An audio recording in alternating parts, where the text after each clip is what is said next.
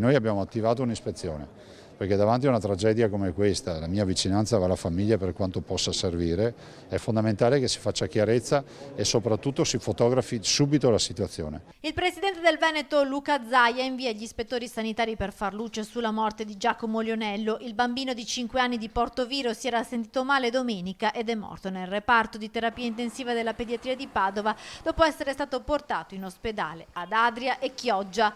Una tragedia ancora senza spiegazione che getta nel dolore i genitori. Domenica il piccolo aveva accusato mal di pancia e vomito. All'ospedale di Adria, dove mamma e papà lo avevano portato, viene diagnosticata una gastroenterite, ma dopo il ritorno a casa il forte malessere persiste e i genitori corrono all'ospedale di Chioggia.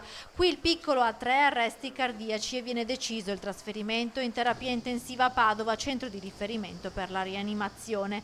La morte purtroppo è avvenuta nella mattinata di lunedì. Sotto la lente di osservazione tutte e 3 le strutture ospedaliere per ricostruire nel dettaglio le ultime ore di vita del bambino. Tutto percorso in modo tale che la Regione dà una foto di un'ispezione ovviamente super partes, sentendo tutti gli operatori, valutando tutti i passaggi, le cartelle cliniche eccetera, e avrà un fascicolo che darà mano alle autorità. In queste ore inoltre dovrebbe essere disposta l'autopsia per chiarire le cause del decesso del piccolo Giacomo.